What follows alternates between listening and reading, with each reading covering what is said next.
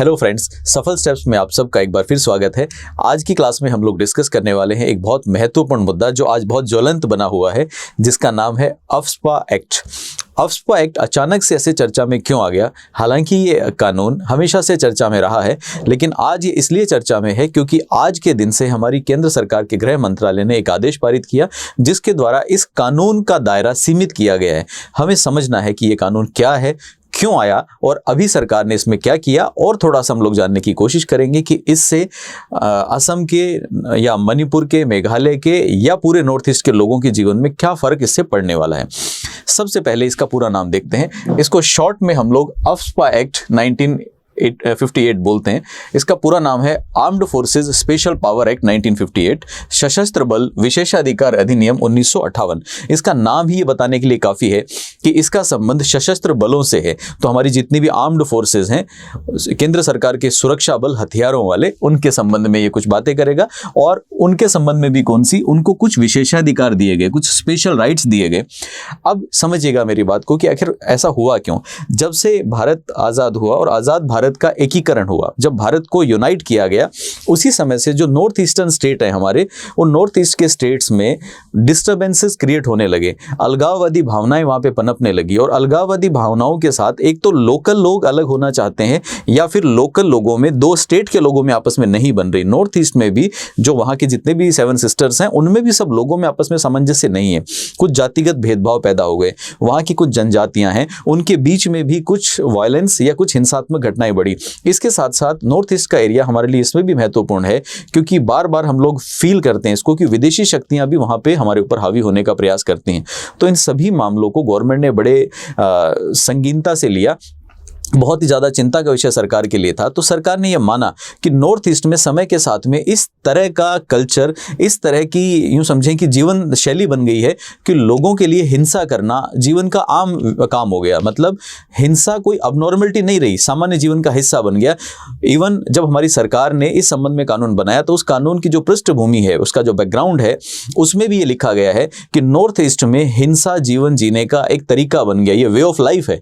और वहाँ की जो स्टेट एडमिनिस्ट्रेशन है, राज्य सरकार की जो मशीनरी है, सरकारी प्रशासन इसको पूरी तरह से रोकने में विफल रहा। अब ऐसे में जब किसी राज्य में इस तरह का हिंसात्मक व्यवहार बना हुआ है, राज्य सरकारें फेल हो चुकी है और उससे कहीं ना कहीं देश की इमेज को और देश की सुरक्षा को खतरा पैदा हो रहा है, तो केंद्र सरकार को कूद के बीच में आना पड़ा। केंद्र सरकार बीच में आई और केंद्र सरकार ने बोला कि इस परिस्थिति को अब हम नियंत्रण करेंगे और हम कंट्रोल करने के लिए हमारी जो आर्म्ड फोर्सेज या केंद्रीय सुरक्षा बल है, उनको वहां पे एनफोर्स करेंगे। लेकिन केंद्रीय सुरक्षा बल को एनफोर्स करने के लिए वहां पे हमें एक कानून लाना पड़ेगा और उन कानून के द्वारा केंद्रीय सुरक्षा बलों को विशेषाधिकार या शक्तियां देनी पड़ेगी।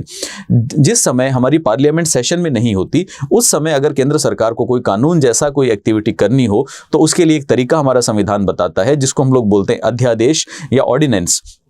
केंद्र सरकार ने उस समय 1958 में यही किया। राष्ट्रपति साहब या प्रेसिडेंट के ऑर्डर से एक अध्यादेश लाया गया और उस अध्यादेश के माध्यम से केंद्रीय सुरक्षा बलों को विशेष शक्तियां देने की कोशिश की गई। लेकिन कुछ ही समय में उस अध्यादेश को बाद में पार्लियामेंट में प्रेजेंट किया गया। जब किसी अध्यादेश को या कानून बनाने के किसी भी प्रस्ताव को जब हम लोग संसद में रखते हैं, तो हम उसको नाम देते हैं बिल। वो बिल के रूप में वहां पर पेश हुआ, विधेयक के रूप में पेश हुआ, और जब वो वहां से पास हो जाता है तो अधिनियम या एक्ट बन जाता है। तो पहले राष्ट्रपति ने अध्यादेश जारी किया, उस अध्यादेश को कुछ दिन में बिल के रूप में प्रेजेंट किया गया और फाइनली उसको पारित कर लिया गया। उस अधिनियम के द्वारा केंद्रीय सुरक्षा बल को विशेष शक्तियां मिली और उन्हीं विशेष शक्तियों को आज हम लोग देखने वाले। तो सबसे पहले देखते हैं, हिंसा नॉर्थ ईस्ट में जीवन जीने का एक जरिया बन गया था, ये हमारी सरकारी डॉक्यूमेंट्स कहते हैं। और सरकार ने माना कि राज्य प्रशासन इसे रोकने में पूरी तरह से फेल है, इसलिए प्रेसिडेंट की परमिशन से 22 मई 1958 को एक अध्यादेश या एक ऑर्डिनेंस लाया गया। और ऑर्डिनेंस कब लाते हैं? जब पार्लियामेंट सेशन में नहीं होती और हमें कानून बनाने की सख्त आवश्यकता है। ऑर्डिनेंस की वैधता, इसकी वैलिडिटी, इसकी एप्लीकेबिलिटी बिल्कुल वैसी होती है जैसे कानून की होती है। मतलब ये उतना ही पावरफुल, उतना ही शक्तिशाली है जितना भारत का कानून होता है। उसके बाद फाइनली इसे बिल के रूप में पेश किया गया और 11 सितंबर 1958 को राष्ट्रपति ने इस बिल पे साइन कर दिए। मतलब 11 सितंबर 1958 को यह कानून अधिनियमित हो गया, एनेक्ट हो गया। उसके बाद जैसे ही ये कानून बना, कानून बनने से अब होगा क्या, तो इसको समझ के देखते हैं हम लोग। इस कानून के द्वारा जो अध्यादेश के प्रावधान थे वही रहे। अध्यादेश में धारा संख्या 3 है, एक अध्यादेश की धारा संख्या 3 या उस अधिनियम की धारा संख्या 3 है। सेक्शन 3 में उस समय इसको मुख्य रूप से असम और मणिपुर में लागू किया गया था। बाद में धीरे धीरे नॉर्थ ईस्ट के जो अदर एरियाज हैं 7 सिस्टर्स, उनमें बाद में लाया गया। कुछ में 1972 में आया, कुछ में 90 में आया, कुछ में 95 में आया। सबसे पहले 1958 में हमने असम में और इसके साथ मणिपुर में इसको लागू किया, और वहाँ के जो एडमिनिस्ट्रेटिव हेड थे, वहाँ के जो प्रशासनिक संचालक थे, जैसे कि असम के गवर्नर या मणिपुर के चीफ कमिश्नर, इनको हमने शक्ति दे दी कि आप अपने एरिया में किसी क्षेत्र विशेष को डिस्टर्ब्ड एरिया घोषित कर सकते हो। डिस्टर्ब्ड एरिया का मतलब होता है अशांत क्षेत्र। तो मान लो कि असम में कहीं पे हिंसात्मक वातावरण बना हुआ है, तो वहां के गवर्नर को परमिशन है कि वो इस एरिया को अशांत एरिया या डिस्टर्ब्ड एरिया घोषित कर दे। जैसे ही किसी एरिया को डिस्टर्ब्ड एरिया घोषित किया जाएगा, घोषित करते ही सुरक्षा बलों को धारा संख्या 4 और धारा संख्या 5 की शक्तियां मिल जाएंगी। अब धारा संख्या 4 और 5 की शक्तियां क्या है? धारा संख्या 4 इस कानून की सबसे इंपॉर्टेंट धारा है। धारा संख्या 4 हमारे सुरक्षा बलों को शक्ति देती है कि अगर मान लीजिए कि उस अशांत क्षेत्र में, याद रखिएगा, जब तक कोई क्षेत्र अशांत घोषित ना हो, डिस्टर्ब घोषित ना हो, तब तक सुरक्षा बलों को कुछ भी करने की शक्ति नहीं है। अशांत घोषित होते ही उनकी पावर एक्टिवेट हो जाती है। धारा संख्या 4 उनको शक्ति देती है कि अगर वो एरिया अशांत है तो वहां पे शांति बनाने के लिए उपद्रवी तत्व अगर परेशान करते हैं तो पुलिस, सुरक्षा बल फोर्स का प्रयोग या जिसको हम बोलते हैं बल प्रयोग कर सकती है। बल प्रयोग करने की परमिशन है, और यहां तक परमिशन है कि अगर बल प्रयोग में सामने वाले की जान चली जाए, शांति व्यवस्था स्थापित करने में उपद्रवियों की जान चली जाए, तो उस पर कोई क्वेश्चन नहीं किया जाएगा। तो गोली चलाने की खुलेआम परमिशन है सुरक्षा बलों को। इसके साथ साथ सुरक्षा बलों को हमने शक्ति दी है कि किसी भी व्यक्ति को जिस पे शक हो, जो उपद्रव फैला रहा हो, जो अशांति लाने की कोशिश कर रहा हो, जो हिंसा में इन्वॉल्व हो, या जिसके पास विस्फोटक हो, ऐसा कुछ भी हो, तो बिना किसी वारंट के वो किसी को भी गिरफ्तार कर सकते हैं। किसी पे भी गोली चला सकते हैं, किसी को भी गिरफ्तार कर सकते हैं। इसके साथ साथ किसी जगह पे आपको शक हो कि इस जगह का सहारा लेके, इस आड़ के पीछे छुप के पुलिस के ऊपर हमला किया जा सकता है, लोगों पे हमला किया जा सकता है, रक्षा बलों पे हमला किया जा सकता है, जिसको हम लोग बंकर बोलते हैं कि बंकर में छुप गए, कोई शेल्टर बना लिया, मिट्टी की कोई स्ट्रक्चर बना ली, कोई बिल्डिंग बना ली, उन सभी को डिस्ट्रॉय करने की, नष्ट करने की शक्ति सुरक्षा बलों को है। उनको लगता है कि ये यहाँ पे जो दीवार खड़ी की गई है उसका उद्देश्य इसके पीछे छुप के वार करना है, तो उस दीवार को गिरा सकते हैं। इसके साथ साथ जिस भी जगह इन्हें जिस भी जगह शक हो कि उस बिल्डिंग के अंदर, उस भवन में, उस घर में कोई आतंकवादी छुपा हो सकता है, कोई उपद्रवी तत्व छुपा हो सकता है, कोई हथियार छुपा हो सकता है, या वहां पे षड्यंत्र किया जा रहा है, तो इनके पास शक्ति है, बिना किसी वारंट के उस घर में प्रवेश कर सकते हैं, और प्रवेश करने के साथ साथ वहां पे सर्च कर सकते हैं, वहां पे तलाशी ले सकते हैं। इसके साथ साथ इनको ये भी शक्ति दी गई या ये कर्तव्य दिया गया कि अगर किसी को गिरफ्तार किया है आपने, तो गिरफ्तार करके सुरक्षा बल उसको अपने पास नहीं रखते। गिरफ्तार कर लो, बिना वारंट के गिरफ्तार कर लो, लेकिन जितना जल्दी संभव हो उतना जल्दी उसको ले जाके जो नज़दीकी पुलिस स्टेशन है उसको सौंप देना है। तो ये अपने पास नहीं रखेंगे गिरफ्तारी को, आगे जाके हैंडओवर कर देंगे या सौंप देंगे। इसके साथ साथ इनको यहाँ पे एक इम्यूनिटी दी गई। इम्यूनिटी का मतलब है कि अगर मान लीजिए कि सुरक्षा बलों ने कोई कार्यवाही की, उस कार्यवाही में किसी की मृत्यु हो जाती है, या उस कार्यवाही पे बाद में प्रश्न चिन्ह उठाए जाते हैं, और कोई सुरक्षा बलों के खिलाफ केस दर्ज कराना चाहता है और कोर्ट उनके ऊपर ट्रायल चलाना चाहता है, तो जब तक केंद्र सरकार अनुमति नहीं देगा तब तक सुरक्षा बल के किसी भी सदस्य पे किसी प्रकार की कानूनी कार्यवाही या कोई एक्शन नहीं लिया जा सकता। तो ये उस समय का कानून है।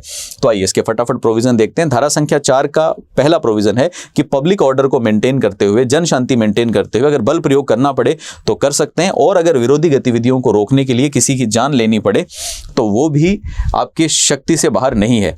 5 से अधिक लोगों को एक जगह इकट्ठा होने पे भी रोक सकते हैं। क्यों? क्योंकि शक है ज़्यादा इकट्ठे होंगे तो हो सकता है हिंसा हो जाए, इसलिए ज़्यादा लोगों को इकट्ठा होने से रोका जा सकता है। लोगों का आवागमन सीमित किया जा सकता है। अगर लग रहा है कि लोग मूवमेंट कर रहे हैं और यहाँ से मूव करके दूसरी जगह जाएंगे, वहाँ हिंसा करेंगे, वहाँ पे अशांति लाएंगे, इनके मूवमेंट को रिस्ट्रिक्ट किया जा सकता है। जितने भी इनके आश्रय स्थल हैं जहाँ पे छुप के ये कोई हमला करने वाले हैं, जहाँ से आड़ में गोली चलाने वाले हैं, उन आश्रय स्थलों को नष्ट किया जा सकता है। इसके साथ साथ बिना वारंट के किसी को भी गिरफ्तार कर सकते हैं, और इसके साथ बिना वारंट के किसी भी जगह में प्रवेश करके उसकी तलाशी ले सकते हैं। इसके साथ मैंने आपको बताया था कि जिस भी व्यक्ति को गिरफ्तार किया जाता है उसकी कस्टडी अपने पास नहीं रखनी, उसकी कस्टडी इमीडिएटली जो नजदीकी पुलिस स्टेशन है वहां दे देनी है। और इसके साथ साथ मैंने आपको बताया कि केंद्र सरकार की अनुमति के बिना इन सुरक्षा बलों के किसी सदस्य के ऊपर कोई भी कानूनी कार्रवाई नहीं की जा सकती। ये बात हो गई कि ये इस कानून की मुख्य धाराएं थी। अब समय के साथ धीरे धीरे ये मांग उठने लगी, और उठने नहीं लगी, लगातार उठती रही है कि अफ्स्पा को वापस लिया जाए, सुरक्षा बलों को यहाँ से ले जाया जाए और स्थानीय प्रशासन के कंट्रोल में चीज़ें दे दी जाएं। सरकार भी ये नहीं चाहती है कि वहाँ पे बल प्रयोग किया जाए, गवर्नमेंट भी ये चाहती है कि शांति रहे, लेकिन हाँ, शांति व्यवस्था को बनाए रखने के लिए बल प्रयोग करना है, देश की रक्षा के लिए बल प्रयोग करना है, तो वो जायज़ है, ऐसा गवर्नमेंट का मानना है। समय समय पर जब मांगे उठी तो सरकार ने कई बार इसमें ढील दिए, लेकिन वर्तमान समय में जैसे स्थितियां इंप्रूव होती हुई नजर आई तो सरकार ने डिसाइड किया कि क्यों ना इन प्रावधानों को कुछ कम कर दिया जाए। कई बार सुरक्षा बलों की कार्यवाही को लेकर भी प्रश्न चिन्ह लगे हैं। जैसे नागालैंड में दिसंबर 2021 में नागालैंड में एक टकराव हुआ, जहां पे कुछ लोग एकत्र हुए, आपस में झड़प हुई, और उस झड़प के दौरान सुरक्षा बलों की गोलियों से 15 लोगों की मृत्यु हुई।